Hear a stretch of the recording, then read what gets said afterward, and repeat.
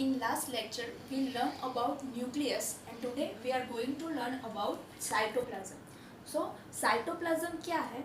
तो हमने इसी चैप्टर के अंदर दो एक्टिविटीज़ देखी. एक में हमने अनियन पिल का टेम्पररी माउंट किया था स्लाइड के ऊपर और दूसरे में हमने चिक सेल का टेम्पररी माउंट किया था.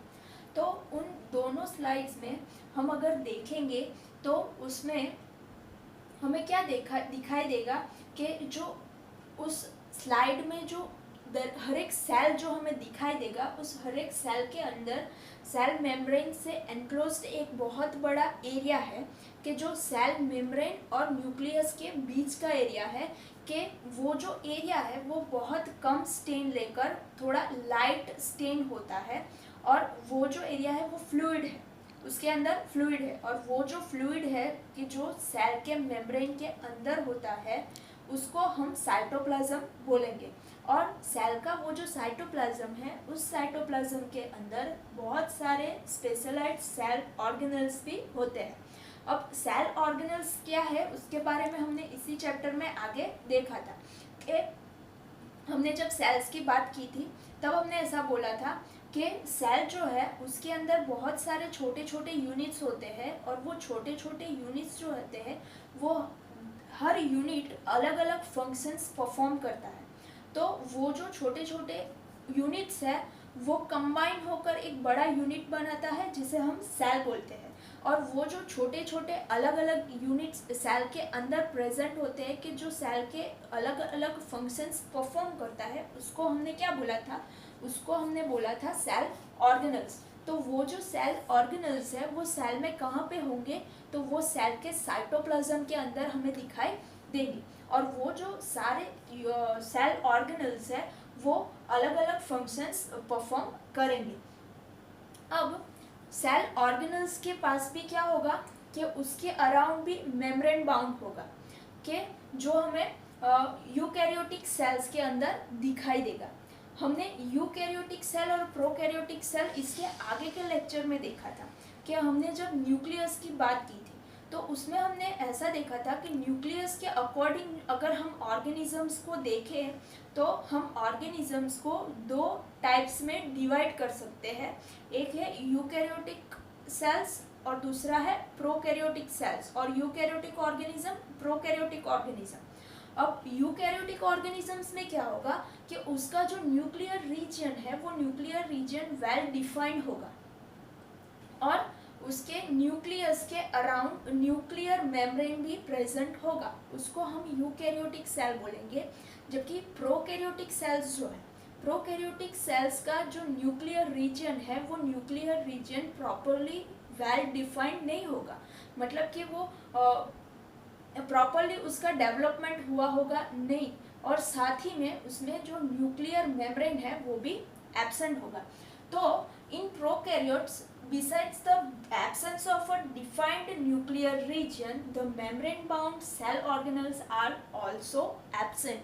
के न्यूक्लियर जो प्रोकैरियोटिक सेल्स है उसमें न्यूक्लियर रीजन जो है वो तो वेल डिफाइंड नहीं है, उसमें न्यूक्लियर मेम्ब्रेन जो है वो तो एब्सेंट है ही, बट उसके साथ साथ मेम्ब्रेन बाउंड जो सेल ऑर्गेनल्स है उसका भी एब्सेंट होगा. वो भी हमने हमारे आगे के लेक्चर में देखा हुआ है कि हमने देखा था कि यूकैरियोटिक और प्रोकैरियोटिक सेल्स में जो हमने उसका डिफरेंस देखा था उसमें न्यूक्लियर रीजन का जो डिफरेंस है उसके अलावा जो एक और डिफरेंस है वो उसमें हमने देखा था कि प्रोकैरियोटिक सेल्स में सेल ऑर्गेनल्स एब्सेंट हो गए जबकि यूकैरियोटिक सेल्स के अंदर सेल ऑर्गेनल्स प्रेजेंट हो गए. तो वही है यहाँ पे कि यूकैरियोटिक सेल्स जो है, तो eukaryotic cells have nuclear membrane as well as membrane enclosed organelles. के जो यूकैरियोटिक सेल्स है वो यूकैरियोटिक सेल्स में न्यूक्लियर मेम्ब्रेन भी होगा और साथ ही में मेम्ब्रेन बाउंड सेल ऑर्गेनल्स भी उसके अंदर प्रेजेंट होंगे और जिसके थ्रू वो अपने अलग अलग फंक्शंस परफॉर्म करेगा. हमने आगे के लेक्चर में देखा था कि प्रोकैरियोटिक सेल्स जो है, प्रोकैरियोटिक सेल्स के अंदर सेल्यूलर ऑर्गेनिजम्स और सेल ऑर्गेनल्स एब्सेंट होते हैं। उसकी वजह से जो सेल ऑर्गेनल्स का फंक्शन है वो किसी को तो परफॉर्म करना पड़ेगा, नहीं तो सेल का काम कैसे चलेगा। और सेल अगर अपना काम नहीं करेगा तो उसकी बॉडी वर्क नहीं कर पाएगी, क्योंकि हमारी बॉडी के सारे जो बेसिक फंक्शंस है वो सेल के थ्रू होते हैं। तो उसके लिए प्रोकैरियोटिक सेल्स के अंदर जो उसका फंक्शंस है, उसके जो सेल ऑर्गेनल्स के फंक्शंस है, वो सेल ऑर्गेनल्स एब्सेंट होने की वजह से वो फंक्शंस साइटोप्लाज्म के थ्रू होंगे, साइटोप्लाज्म के अंदर वो फंक्शंस होंगे। अब ये जो साइटोप्लाज्म है, और हमने उस ऐसा बोला कि जो सेल ऑर्गेनल्स है वो सारे सेल ऑर्गेनल्स में मेम्ब्रेन बाउंड होता है, मेम्ब्रेन्स होते हैं। तो वो मेम्ब्रेन का इम्पोर्टेंस क्या है, वो इम्पोर्टेंस हम अगर देखें तो हम वायरस के एग्जाम्पल के थ्रू मेम्ब्रेन का इम्पोर्टेंस देख सकते हैं कि वायरसेस क्या है। वायरसेस भी एक माइक्रो ऑर्गेनिजम्स है, बट वो ऐसे ऑर्गेनिजम्स है कि वो अगर जब तक किसी लिविंग ऑर्गेनिज्म की बॉडी के अंदर ना हो तब तक वो लिविंग नहीं होते हैं, मतलब वो डेड कंडीशंस में होते हैं। आफ्टर वो किसी भी लिविंग ऑर्गेनिज्म की बॉडी में एंटर करेंगे, उसमें पेनिट्रेट करेंगे, उसके बाद ही वो अपने लिविंग फीचर्स जो है वो दिखा पाएंगे। तब तक वो अपने लिविंग फीचर्स नहीं दिखा पाते। क्यों? क्योंकि वायरस जो है, वायरस के अंदर किसी भी तरह का कोई भी मेम्ब्रेन नहीं होता है, और उसकी वजह से उसकी बॉडी के कोई फंक्शन वो परफॉर्म नहीं कर पाता है जब तक कि वो किसी लिविंग ऑर्गेनिज्म की बॉडी में पेनिट्रेट ना कर जाए। एक बार वो किसी लिविंग ऑर्गेनिज्म की बॉडी में पेनिट्रेट कर जाए, उसके बाद वो उस ऑर्गेनिज्म के जिसके अंदर वो है, उस ऑर्गेनिज्म की बॉडी की जो मैकेनिज्म है, सेल की जो मैकेनिज्म्स है, उसको यूज़ करके अपना रेप्लिकेशन करेगा और अपने लिविंग फीचर्स दिखाएंगे। जब तक वो सेल के बाहर है या फिर किसी भी लिविंग ऑर्गेनिज्म की बॉडी के बाहर है, तब तक वो अपने लिविंग फीचर्स दिखा पाएगा नहीं। तो इसलिए ये वायरस के एग्जाम्पल के थ्रू हम ये बोल सकते हैं कि सेल के अंदर जो मेम्ब्रेन है वो मेम्ब्रेन बहुत ही इम्पोर्टेंट है। अब हमने ये साइटोप्लाज्म के बारे में बात की, और हमने बोला कि साइटोप्लाज्म के अंदर बहुत सारे ऑर्गेनल्स होते हैं, सेल ऑर्गेनल्स होते हैं, जिसके फंक्शंस भी डिफरेंट होते हैं। और ये चैप्टर ही क्या है? चैप्टर है the fundamental unit of life. तो हमें सेल की बात करनी है, तो हमें सेल की बात तो करनी है, पर सेल हमने ये बोला कि सेल किस चीज़ से बना होता है, तो हमने बोला कि उसके अंदर बहुत सारे छोटे छोटे यूनिट्स होते हैं जिसको हमने सेल ऑर्गेनल्स बोला, और वो सेल ऑर्गेनल्स कंबाइन होके सेल बनाते हैं। मतलब सेल का जो बेसिक फंक्शंस है, सेल के जो सारे फंक्शंस है वो कौन करेगा? तो जो सेल ऑर्गेनल्स है वो करते हैं। तो हम अब सेल ऑर्गेनल्स के बारे में देखेंगे कि बॉडी में कितने टाइप्स के सेल ऑर्गेनल्स प्रेजेंट होते हैं, और उन सेल ऑर्गेनल्स जो है वो सेल ऑर्गेनल्स का फंक्शन क्या है वो हम डिटेल में अब देखेंगे। So now we are going to learn about cell organelles. तो every cell has a membrane around it to keep its own contents separate from the external environment. क्या हमने आगे भी ये देखा हुआ है कि जो हर सेल होता है वो हर एक सेल अपने अराउंड एक मेम्ब्रेन उसके अराउंड होता है। किस लिए? तो सेल के अंदर का जो भी कंटेंट है उसको अपने एक्सटर्नल एनवायरनमेंट से सेपरेट रखने के लिए सेल के अराउंड एक मेम्ब्रेन होता है। और सेल के अराउंड जो मेम्ब्रेन होता है उसको हम क्या बोलते हैं? तो उसको हम सेल मेम्ब्रेन बोलते हैं। वो हमने आगे भी देखा हुआ है। तो और उसको हम प्लाज्मा मेम्ब्रेन भी बोल सकते हैं। और जो लार्ज एंड कॉम्प्लेक्स सेल्स होते हैं, कि जो सेल्स बड़े हैं और वो जो कॉम्प्लेक्स है, including the multi cellular organisms के जो सेल होते हैं वो सेल भी बहुत ज़्यादा कॉम्प्लेक्स होते हैं। अब वो सेल बड़े हैं और कॉम्प्लेक्स है, उसकी वजह से उसके अंदर उसका जो स्ट्रक्चर है, उसके जो फंक्शंस है, उसको फुलफिल करने के लिए वो सेल के अंदर बहुत सारी केमिकल एक्टिविटीज़ होती है। तो वो जो केमिकल एक्टिविटीज़ है जो उसके स्ट्रक्चर और उसके फंक्शंस को सपोर्ट करने के लिए सेल के अंदर होती है, तो वो जो एक्टिविटीज़ है उसको डिफरेंट करने के लिए, एक दूसरे से सेपरेट रखने के लिए सेल के अंदर membrane bound little little structures होते हैं, जो उसके अंदर अलग अलग मेम्ब्रेन बाउंड लिटिल स्ट्रक्चर के अंदर अलग अलग फंक्शंस, अलग अलग केमिकल एक्टिविटीज परफॉर्म होती है। और उसको हम क्या बोलेंगे, तो उसको हम बोलेंगे सेल ऑर्गेनल्स। के सेल के अंदर उसकी जो कॉम्प्लेक्स सेल्स की हम अगर बात करें तो जो कि मल्टी सेलुलर है, और या फिर हम ये भी बोल सकते हैं कि यूकैरियोटिक सेल्स की जो सेल है उसकी हम बात कर रहे हैं, क्योंकि जो सेल ऑर्गेनल्स है वो एक इम्पॉर्टेंट फीचर्स है यूकैरियोटिक सेल का। क्यों? क्योंकि वो सिर्फ यूकैरियोटिक सेल के अंदर ही प्रेजेंट होती है, और उसकी वजह से यूकैरियोटिक सेल्स जो है वो प्रोकैरियोटिक सेल्स से डिफरेंट हो जाते हैं, क्योंकि प्रोकैरियोटिक सेल्स के अंदर सेल ऑर्गेनल्स प्रेजेंट नहीं होते हैं। तो हम मल्टी सेलुलर ऑर्गेनिजम्स या यूकैरियोटिक सेल्स के सेल की बात करें तो उसके अंदर उसके कॉम्प्लेक्स स्ट्रक्चर को और उसके जो अलग अलग फंक्शंस है, उसके जो बहुत सारे फंक्शंस है उसको फुलफिल करने के लिए, उसको सपोर्ट करने के लिए सेल के अंदर एक साथ बहुत सारी केमिकल एक्टिविटीज़ होती है। तो वो सारी जो केमिकल एक्टिविटीज़ सेल के अंदर एक साथ चल रही है, वो सारी एक्टिविटीज़ को एक दूसरे से सेपरेट रखने के लिए सेल के अंदर क्या होता है, तो सेल के अंदर लिटिल सब्सटेंस होते हैं कि जो मेम्ब्रेन से बाउंड होते हैं, और वो मेम्ब्रेन बाउंड लिटिल स्ट्रक्चर्स के अंदर अलग अलग केमिकल एक्टिविटीज़ परफॉर्म होती है। तो वो जो लिटिल मेम्ब्रेन बाउंड स्ट्रक्चर्स जो सेल के अंदर होते हैं उसको हम सेल ऑर्गेनल्स बोलते हैं। कि वो जो सेल ऑर्गेनल्स है उसके अंदर हर एक सेल ऑर्गेनल्स के अंदर अलग अलग फंक्शंस परफॉर्म होते हैं। तो हम इस चैप्टर में अलग अलग सेल ऑर्गेनल्स के बारे में देखेंगे कि वो अलग अलग सेल ऑर्गेनल्स जो है वो ऑर्गेनल्स का स्ट्रक्चर कैसा है, वो ऑर्गेनल्स फंक्शन क्या करते हैं, वो फंक्शन कैसे करते हैं, सेल को कैसे हेल्पफुल होते हैं, उसके बारे में देखेंगे। इस चैप्टर के अंदर हम बहुत सारी अलग अलग सेल ऑर्गेनल्स के बारे में देखेंगे। उसमें से हम एंडोप्लाज्मिक रेटिकुलम के बारे में देखेंगे, गोल्गी अपैरेटस के बारे में देखेंगे, और ऐसे बहुत सारी जो सेल ऑर्गेनल्स है उसके बारे में हम इस चैप्टर के अंदर आगे देखेंगे। सबसे पहले हम एंडोप्लाज्मिक रेटिकुलम के बारे में बात करेंगे, जिसका शॉर्ट फॉर्म हम उसको ER बोल सकते हैं, एंडोप्लाज्मिक रेटिकुलम। एंडोप्लाज्मिक रेटिकुलम जो है वो एक large network of membrane bound tubes और एंड सीड्स के वो सेल के अंदर का एक लार्ज नेटवर्क है कि जो ट्यूब फॉर्म में होता है या फिर राउंड होता है या एज अ वो बैग जैसा फॉर्म में होता है कि जो मेम्ब्रेन बाउंड होता है और वो सेल के अंदर हमें दिखाई देता है।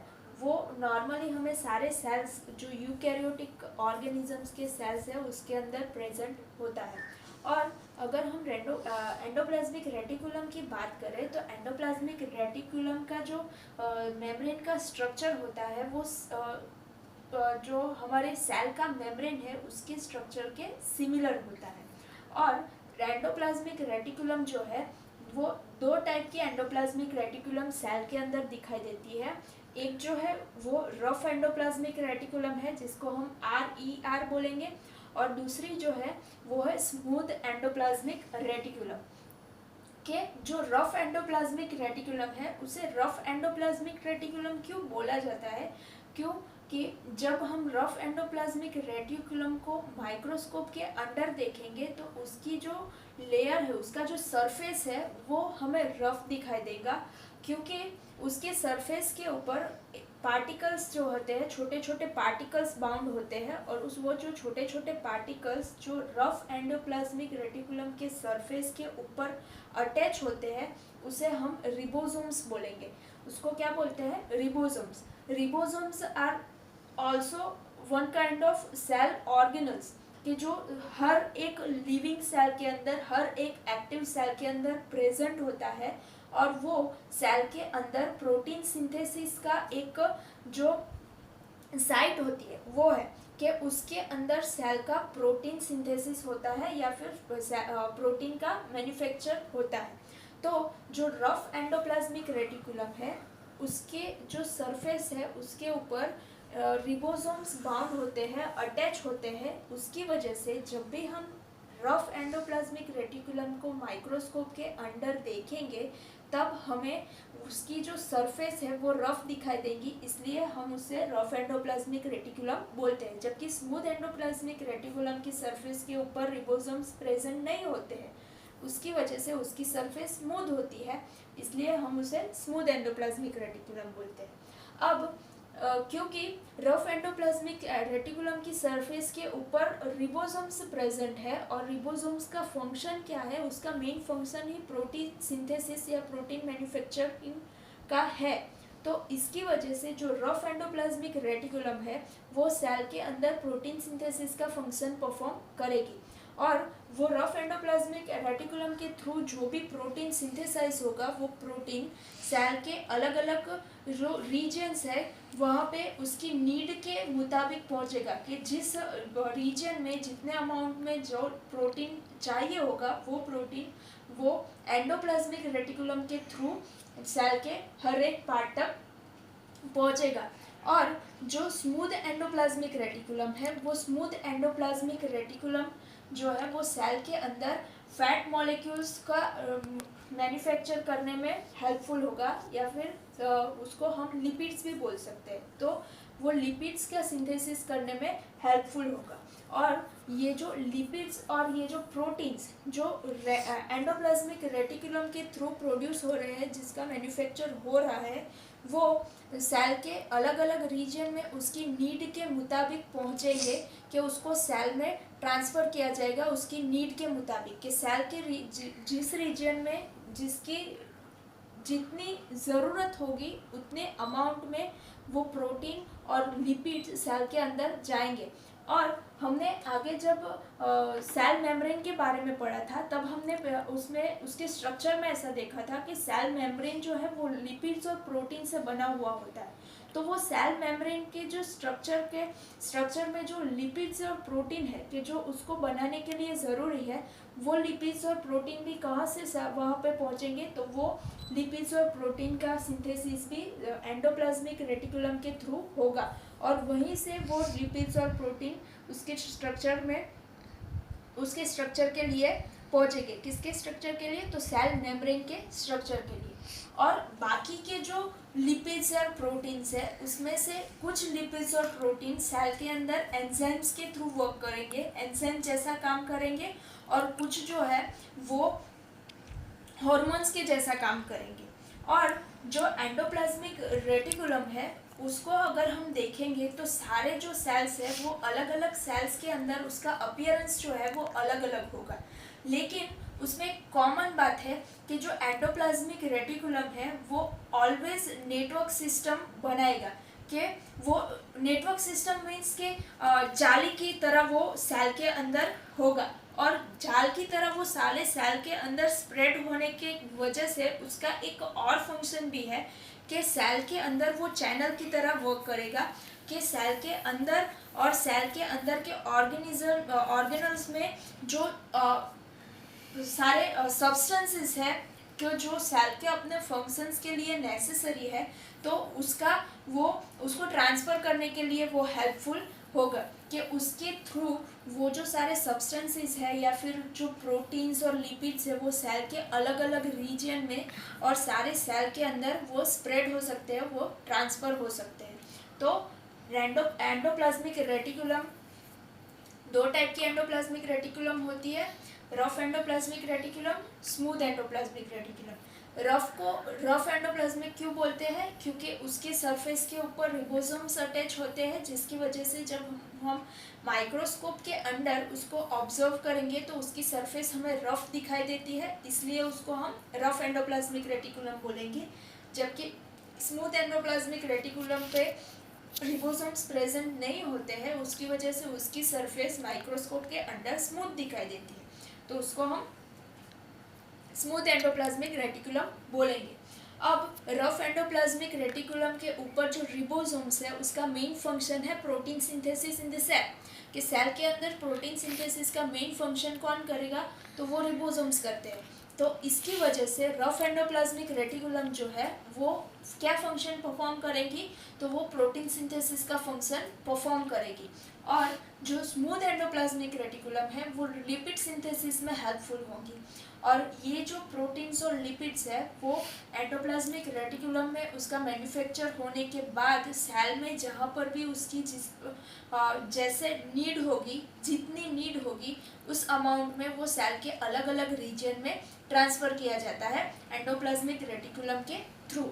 और सेल मेम्ब्रेन के स्ट्रक्चर में जो लिपिड्स और प्रोटीन्स है वो भी एंडोप्लाज्मिक रेटिकुलम से ही सिंथेसाइज होकर पहुंचते हैं। और उसके अलावा बाकी के जो लिपिड्स और प्रोटीन्स है उसमें से कुछ सेल्स में एंजाइम्स की तरह काम करते हैं और कुछ जो है वो हार्मोन्स की तरह काम करते हैं। तो और उसके अलावा जो एंडोप्लाज्मिक रेटिकुलम है वो एंडोप्लाज्मिक रेटिकुलम हमेशा नेटवर्क सिस्टम बनाता है, मतलब कि वो जाल की तरह पूरे सेल के अंदर स्प्रेड हुआ होता है। उसकी वजह से उसका एक और फंक्शन है, और वो जो उसका दूसरा फंक्शन है वो है कि वो सेल के अंदर बाकी सारे जो सब्सटेंसेस है उसको भी सेल में एक रीजन से दूसरे रीजन पर ट्रांसफ़र करने में हेल्पफुल होता है।